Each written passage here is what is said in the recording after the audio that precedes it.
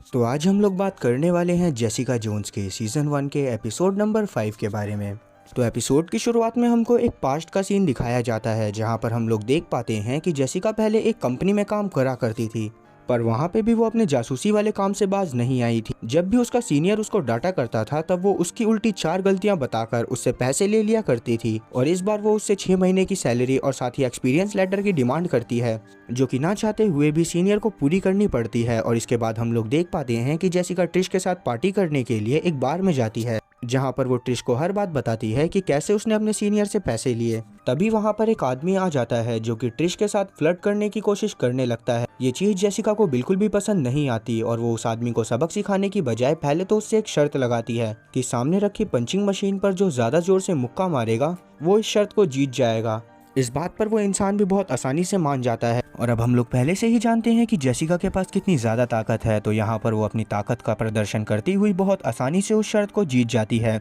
जिस वजह से उस आदमी को अपना गंदा सा मुंह लटकाकर ट्रिश से माफ़ी मांगनी पड़ती है और साथ ही वो इनकी ड्रिंक्स के पैसे भी देता है। प्रेजेंट में हम लोग देख पाते हैं कि जेसिका अभी भी मैल्कम के बारे में ही बहुत ज़्यादा रिसर्च कर रही थी, और इसके साथ अभी यहाँ पर ट्रिश भी थी। और यहाँ पर ये लोग जान पाते हैं कि मैल्कम आज से 6 महीने पहले तक एक बहुत अच्छा इंसान हुआ करता था, पर क्योंकि किलग्रेव ने उसको ड्रग की आदत लगा दी थी तो इसी वजह से मैल्कम ने सारे काम छोड़ दिए थे और वो सिर्फ ड्रग के लिए ही जेसिका की फोटो उस तक पहुँचाया करता था। पर इस बारे में मैल्कम को खुद भी कोई भी होश नहीं था और जेसिका ने ये सब पता लगाया था उसके पीछे घूम घूम कर। ठीक 9:45 बजे मैल्कम अपने घर से उसकी फोटोज लेकर निकलता था और उसके बाद 9:55 तक उसके पास एक आदमी आता था जो कि उसे बताता था कि उस समय किलग्रेव कहाँ पर खड़ा हुआ है, और उसके बाद ही वो सारी फोटोज किलग्रेव तक पहुँचती थी। अब जेसिका के घर से ट्रिश के जाने के बाद यहाँ पर इनका वही पड़ोसी आता है जो कि जेसिका के लिए बनाना ब्रेड लेकर आया था। अब यहाँ पर इस बंदे की हरकतों से हम लोग जान पाते हैं कि इस बंदे का क्रश कोई और नहीं बल्कि जेसिका जोन्स है, पर जेसिका इसमें जरा भी इंटरेस्ट नहीं दिखाती और बस इससे बनाना ब्रेड लेकर इसके मुंह पर दरवाजा बंद कर देती है। खैर, लड़कियों के तो होते ही हमेशा से नखरे हैं, पर हमें उससे क्या लेना देना। चलिए हम चलते हैं आगे की कहानी की तरफ। अब आगे हम लोग देख पाते हैं कि जेसिका ट्रिश के यहाँ पर जाती है जहाँ पर ट्रिश रैम्बो के साथ मजे मार रही थी। अब जब जेसिका अंदर जाती है तो जेसिका ये देखकर बहुत ज्यादा हैरान हो जाती है कि रैम्बो अंदर है। अब आगे जेसिका ट्रिश को मैल्कम के बारे में बाकी सारी जानकारी भी देने लगती है जो कि रैम्बो भी सुन लेता है। और अब यहाँ पर रैम्बो इन सब की मदद करने की कोशिश करने लगता है और इन्हें और भी बहुत सारे तरीकों के बारे में बताता है कि किस तरह से ये किलग्रेव को पकड़ सकते हैं। अब आगे रैम्बो के हुनर को देखते हुए जेसिका इसे अपनी टीम में शामिल कर लेती है और डिसाइड करती है कि ये भी किलग्रेव को पकड़ने में इनकी मदद करेगा। अब यहाँ पर इन लोगों की बकलोली खत्म होने के बाद रैम्बो जेसिका को एक जगह पर लेकर जाता है जहाँ पर ये लोग किलग्रेव को पकड़ कर लाने वाले थे, और क्योंकि उस जगह पर एक गिलास की दीवार थी जहां पर से आवाज इधर उधर नहीं जाया करती थी, और साथ ही ये अपने मन मुताबिक उस गिलास के अंदर से आ रही आवाजों को बंद कर सकते थे, तो इसी वजह से इससे बेहतर जगह कोई और हो ही नहीं सकती थी, क्योंकि इससे ये फायदा हो रहा था कि किलग्रेव अपने मुताबिक किसी और पर काबू नहीं कर सकता। अब उस जगह को जेसिका जब टेस्ट कर रही होती है तो ये रैम्बो को बहुत ज्यादा गालियां देती है और साथ ही रैम्बो भी इसे बहुत ज्यादा गालियां देने लगता है, पर ये दोनों एक दूसरे को हंसते हुए इस तरह से दिखाते हैं जैसे ये दोनों एक दूसरे की तारीफ कर रहे हों। अब आगे हम लोग एक और पास्ट का सीन देख पाते हैं जहां पर पहले जेसिका एक सैंडविच क्लब में काम करा करती थी, जहां पर वो इस जगह का प्रमोशन करने के लिए सैंडविच के कपड़े पहनकर रोड पर घूम रही थी, और यहीं पर ये पहली बार किसी लड़की की जान बचाती है और तब जाकर इसे आइडिया आता है कि शायद इसे भी सुपर हीरो बन जाना चाहिए। अब जब वापस से सीन प्रेजेंट में आता है तो हम लोग जेसिका को उसके घर की लिफ्ट में देख पाते हैं जिसमें मैल्कम भी नशे की हालत में बेहोश पड़ा हुआ था। तभी वहां पर इसका पड़ोसी भी आ जाता है जो कि मैल्कम की हालत देखकर इसे हॉस्पिटल में ले जाने को कहता है, पर क्योंकि जेसिका अगले दिन मैल्कम की मदद से किलग्रेव को पकड़ने वाली थी तो इसी वजह से वो इस बात से इनकार कर देती है और मैल्कम को इसके घर में जाकर लिटा देती है। अब वहीं दूसरी तरफ हम लोग देख पाते हैं कि ट्रिश और रैम्बो एक वैन लेकर तैयार खड़े हैं जिसमें अगले दिन ये अपने पूरे प्लान को अंजाम देने वाले थे, पर यहाँ पर इन दोनों की बातों से हम लोग जान पाते हैं कि रैम्बो को जेसिका के ऊपर बिल्कुल भी भरोसा नहीं है। पर यहाँ पर ट्रिश इसे किसी भी तरह से यकीन दिला देती है कि जेसिका एक बहुत अच्छी इंसान है, और यहाँ से सीन वापस से पास्ट में जाता है जहाँ पर हम लोग देख पाते हैं कि जेसिका और ट्रिश मिलकर जेसिका के लिए कपड़े डिसाइड कर रहे हैं कि जब ये सुपर हीरो बन जाएगी तो ये किस तरह के कॉस्ट्यूम को पहना करेगी। पर यहाँ पर जेसिका को किसी भी तरह का नाम और किसी भी तरह का कॉस्ट्यूम पसंद नहीं आ रहा था, तो इसी वजह से वो सभी चीज़ों को रिजेक्ट करने लगती है। अब अगले दिन हम लोग देख पाते हैं कि जेसिका के पास होप का कॉल आता है जो कि इसे जेल में मिलने के लिए बुलाती है, और वहाँ पर जब जेसिका जाती है तो होप उससे कुछ पैसों की डिमांड करती है। पहले तो जेसिका उसके लिए मना कर रही होती है, पर बाद में जेसिका उसे कुछ पैसे देती हुई बोलती है कि वो कुछ ही दिनों में किलग्रेव को पकड़ लेगी। पर इस बात को सुनने के बाद होप का मुंह काफी ज्यादा बन जाता है और वो तुरंत ही वहाँ से उठकर चली जाती है। अब आगे जब स्टोरी प्रेजेंट में आती है तो हम लोग देख पाते हैं कि जेसिका ने अब मैल्कम का पीछा करना चालू कर दिया है। अब आगे जब मैल्कम एक जगह पर जाकर खड़ा हो जाता है तभी यहाँ पर एक आदमी आकर इसे एक एड्रेस देता है, जिससे उसको पता चलता है कि आज किलग्रेव एक रेस्टोरेंट में बैठा हुआ है। अब यहाँ पर जेसिका सभी लोगों को होशियार रहती हुई मैल्कम पर नजर रखने को बोलती। अब ट्रिश और रैम्बो भी किलग्रेव को धड़ दबोचने के लिए पूरी तरह से तैयार थे। अब रैम्बो और जेसिका दोनों मिलकर मैल्कम का पीछा करने लगते हैं और जैसे ही मैल्कम किलग्रेव के पास पहुँचता है वैसे ही जेसिका किलग्रेव का ध्यान भटकाती है और मौका पाते ही रैम्बो भी किलग्रेव की गर्दन पर एक सर्जिकल एनेस्थीसिया शूट कर देता है, जिस वजह से किलग्रेव बहुत आसानी से बेहोश हो जाता है। लेकिन इतने में ही यहाँ पर इसे बचाने के लिए बहुत सारे बॉडीगार्ड आ गए थे, जिन्हें देखकर पहले जेसिका और रैम्बो दोनों मिलकर उससे लड़ाई करने लगते हैं और किसी तरह से किलग्रेव को उठाकर एक वैन में डालते हैं जिसको ट्रिश ड्राइव कर रही थी।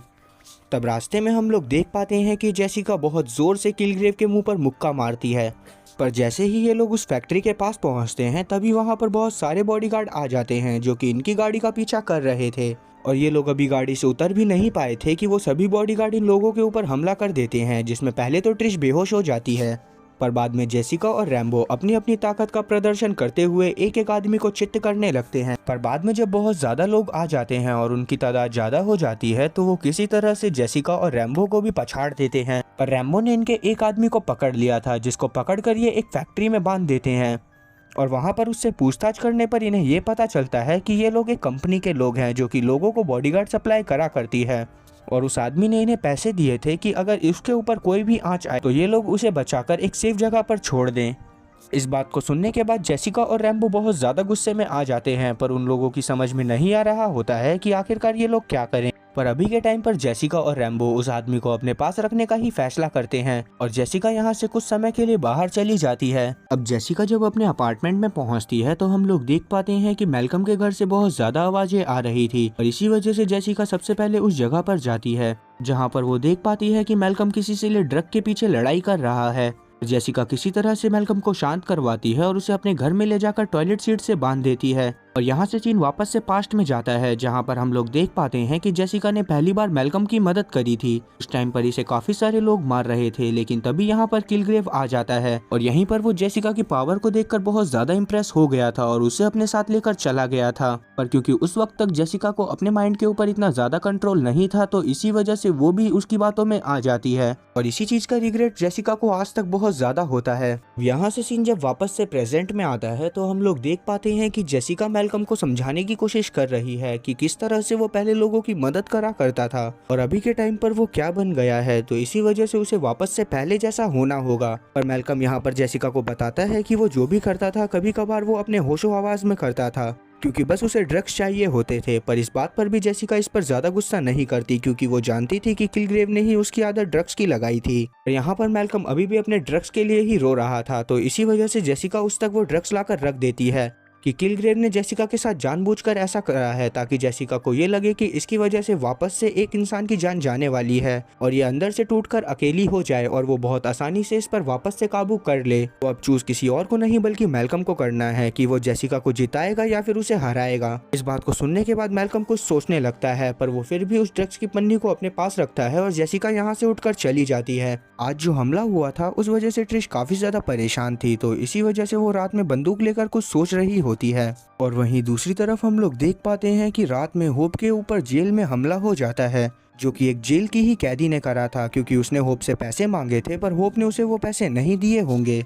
अब अगले दिन हम लोग किलग्रेव को देख पाते हैं जिसकी जब आंख खुलती है तो वो अपने घर में था और उसके मुंह पर जो जेसिका ने मुक्का मारा था उसकी वजह से उसका एक दांत टूट गया था और उस दांत को निकालने के बाद वो एक बहुत क्रीपी स्माइल करता है और जेसिका को फोन करता है और इन दोनों की बातों से हम लोग जान पाते हैं कि किलग्रेव को पता चल गया है कि किसी भी तरह से जेसिका उसको बस जिंदा रखना चाहती है क्योंकि अगर ऐसा नहीं होता तो जेसिका उसे तुरंत ही जान से मार सकती थी। पर यहाँ पर किलग्रेव को अभी ये लग रहा था कि शायद जेसिका इस वजह से गुस्से में है क्योंकि उसने मैल्कम को परेशान करा था। तो वो उसे बताता है कि अगर तुम सोच रही हो कि तुमने उसे बचा लिया है तो तुम गलत हो क्योंकि तुम ये बात खुद भी जानती हो कि सब कुछ मेरे हाथ में है। मैं जब चाहूँ तब उसे खुद से उसकी जान लेने को मजबूर कर सकता हूँ। तो इसी वजह से बेहतर यही होगा कि उसका काम तुम कर दो, तभी मैं उसकी जान बख्शूंगा। अब क्योंकि जेसिका बहुत अच्छे से जानती थी कि किलग्रेव इस मामले में कितना ज़्यादा खतरनाक है, तो इसी वजह से वो अभी कुछ भी नहीं बोलती। पहले वो जाकर मैल्कम के पास चेक करती है कि उसने ड्रग्स लिए या फिर नहीं, पर वहाँ पर पहुँचकर इसे ये पता चलता है कि मैल्कम भी अपने अंदर के शैतान से लड़ना चाहता है और इसी वजह से उसने बिल्कुल भी ड्रग्स नहीं लिए हैं। इस चीज़ को देखने के बाद जेसिका को भी थोड़ी हिम्मत आती है और वो चुपचाप जाकर किलग्रेव की बात मानती हुई उसे वो फोटो भेज देती है, जिसे देखने के बाद किलग्रेव स्माइल करता है और इसी के साथ ये एपिसोड यहीं पर ख़त्म हो जाता है।